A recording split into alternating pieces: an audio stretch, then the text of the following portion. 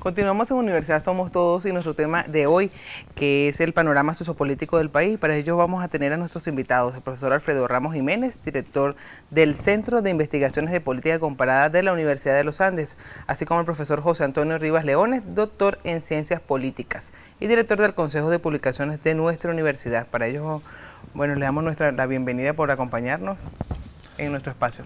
Bien, bienvenidos como siempre, queridos amigos. Es un tema complejo, complicado, difícil de abordar.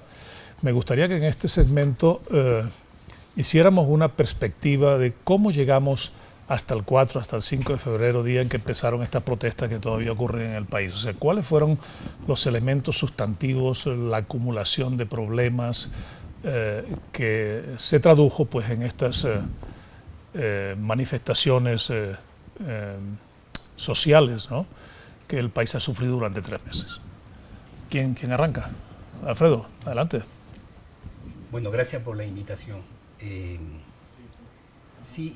Ciertamente nosotros nos preguntamos esto desde hace algún tiempo, pero es curioso cómo en la matriz de opinión creada a nivel internacional ya está claro, o sea, algo que nos demoró a nosotros como investigadores, nos demoró demostrar, es decir, presentar argumentos, porque hay dos cosas que yo debo señalar.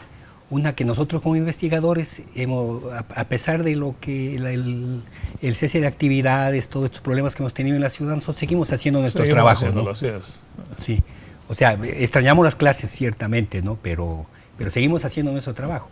Y en los últimos meses hemos tenido mucha información sobre este asunto, ¿no?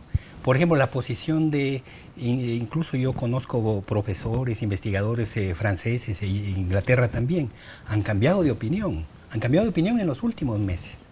No necesariamente por lo que la represión en la que se ha visto involucrada la fuerza del gobierno, ¿no?, sino porque se empieza a notar, haciendo el balance de los 15 años del chavismo en el poder, se empieza a demostrar y traer elementos para decir que es un proyecto fracasado. Es decir, la llamada revolución bolivariana no trajo, como se planteó en un primer momento, que iba a traer un efecto de demostración para el resto de países de América Latina. Hoy en día todo el mundo se pregunta en América Latina, particularmente los aliados de este proyecto. Me puedo referir al presidente Correa en Ecuador y a Evo Morales en Bolivia.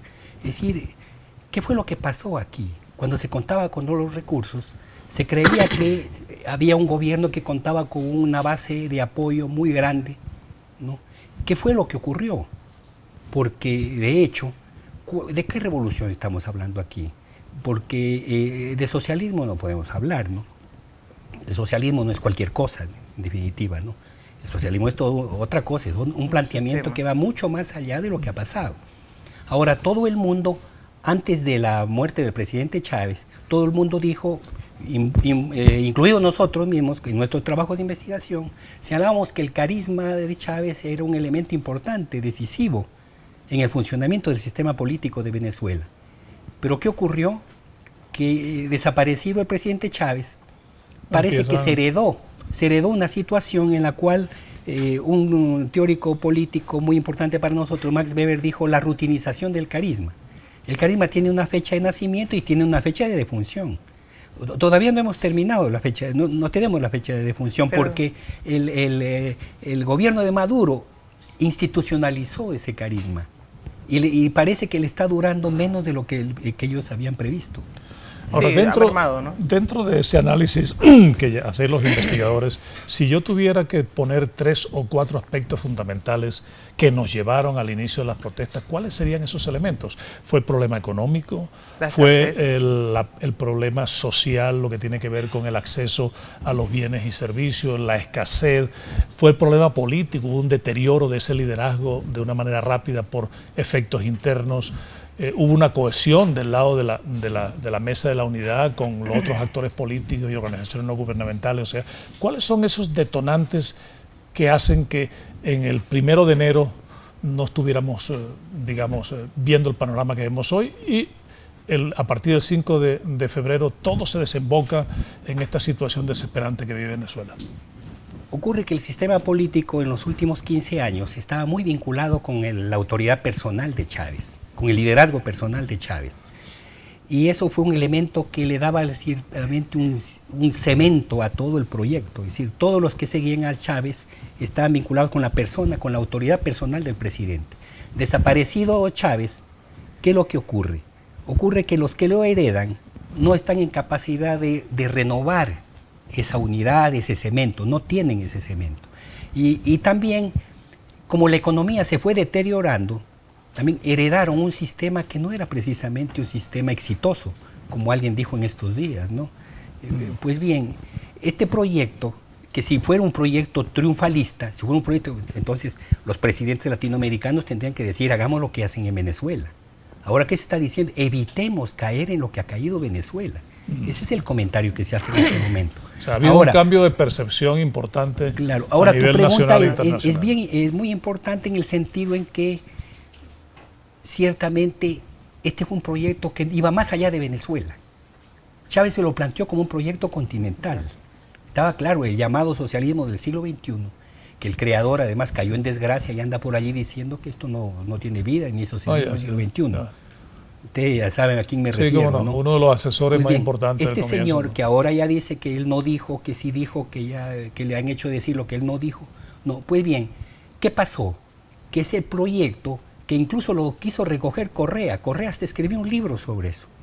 Pero escribió un libro con otra sustentación política. Porque, fíjate tú, desde el plano comparativo, el proyecto de Chávez siempre fue de tinte militarista.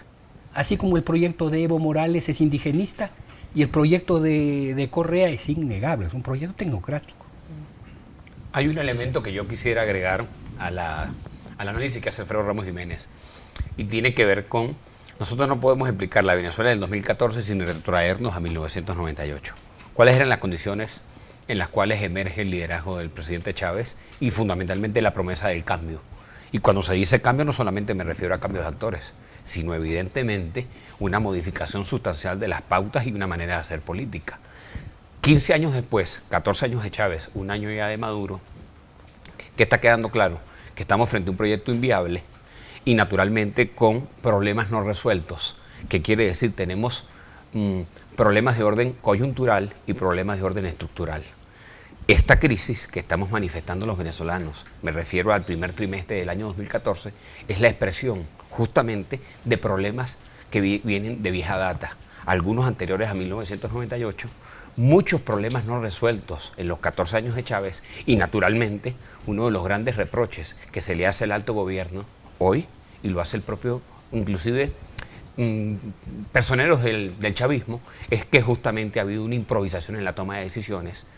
Y un país, paradójicamente, con las riquezas de Venezuela, con una ubicación geopolítica estratégica al ser caribeño, andino, amazónico, tener la primera reserva de gas en el mundo, la primera reserva petrolera. Sin embargo, esos recursos han sido muy mal manejados y naturalmente esos problemas no resueltos desde 1998 hasta nuestros días han comenzado a reventar como cotufas. Es como una olla de presión. Tú tienes todo y después problemas que tienen que ver. Tenemos 11 años de control de cambio, control de precios. Los controles de cambio generan automáticamente, los controles de cambio generan corrupción, los controles de precios escasez y naturalmente una improvisación en la toma de decisiones que nos coloca, según los indicadores que se tienen de índices y estudios como el Latinobarómetro, el índice de desarrollo democrático de la Konrad Adenauer, nos coloca como un país que ocupa los últimos lugares en términos de calidad de vida, en términos de división de los poderes públicos, respeto de la Constitución y, por supuesto, lo que estamos viendo es una sociedad caotizada y naturalmente una precariedad jurídica y democrática que va a llevar a la gente entonces a tomar las calles como la expresión principal para mostrar un descontento frente a unos indicadores y naturalmente un modelo que a todas luces luce regresivo. Profesor, yo no sé si ustedes como investigadores se preguntaron o revisaron en alguna oportunidad por qué comienza la situación o la tensión en Táchira, en Mérida, o sea, son los estados donde empiezan el conflicto y luego se extiende a otras partes del país. ¿Han evaluado qué fue lo que motivó al andino? ¿Será por esa búsqueda también de mejor calidad de vida? ¿O incluso porque están siendo mucho más golpeados por la escasez y la inseguridad? Nosotros no podemos aislar o divorciar de este análisis el primer elemento en comprender que el estado Táchira ha sido uno de los estados más maltratados por la llamada revolución. Y eso tiene que ver no solamente con cortes de luz, con escasez, la restricción de la gasolina. Con un trato muy particular, un trato justamente que ha desmejorado la calidad de vida de los tachirenses. Y naturalmente no podemos aislar en ese análisis el peso que tiene la universidad como una institución generadora de pensamiento crítico. Hay una gran realidad y nosotros no la podemos ocultar. Los indicadores, así como cuando la gente va al médico y se hace los exámenes y tiene los triglicéridos altos, el ácido úrico, los indicadores de Venezuela son desfavorables por donde se les quiera evaluar.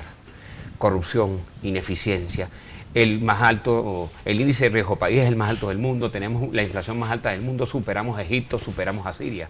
Esos son problemas reales y problemas que no son simplemente de pensarlos en un laboratorio o en una biblioteca. Son problemas que se traducen en la cotidianidad de los venezolanos cuando hay escasez, cuando hay inseguridad, cuando hay un Estado que lejos de haber respetado ese proceso de descentralización, al haberle transferido competencias a gobiernos locales que medianamente habían tenido algunos logros, hoy comienzan a recentralizarse, por ejemplo, la Policía Nacional y algunas otras competencias. Cuando el Estado no ha sido capaz de ser eficiente, bueno, nosotros tenemos un círculo vicioso que tiene que ver entonces con estatizaciones, expropiaciones, erogaciones de masa monetaria sin generar empleo, sin impactar positivamente a la economía. Y naturalmente eso se va a ir acumulando y en un momento dado, el último bienio va a ser fatal, año 2013 y año 2014, con los problemas que tenemos los venezolanos. Muy bien, antes de irnos a un corte, pudiéramos resumir un poco esta parte diciendo que una serie de problemas de corte social, económico, lo que tiene que ver con la escasez, con las dificultades para encontrar un empleo de calidad, con una vida institucional muy controlada por el gobierno, con una dificultad para ejercer inclusive el sano derecho a la protesta porque hay cosas que no funcionan en el país, con un problema de corte económico que tiene que ver con una economía que está estancada, que no genera, digamos, empleo, que la mayor parte del empleo es generado a través del aumento del aparato público, una inseguridad galopante en el país que lleva a más de 20 y tantas mil muertes en un año, fueron ese caldo de cultivo en el cual se generó una estampida de esa situación, de esas emociones a mitad de febrero del año en curso. En el siguiente segmento vamos a tratar de analizar cómo se gestionó esa crisis que se origina en febrero y que ya lleva 3 meses, en que el gobierno ha acertado, en que se ha equivocado, en que la oposición ha acertado, en que se ha equivocado, y después en el último segmento vamos a tratar de hacer algún tipo de análisis sobre qué hay que hacer para que el país recupere una normalidad y se encamine por un rumbo en el cual la gente sienta que tenemos futuro. Quédese con nosotros, volvemos en un par de minutos.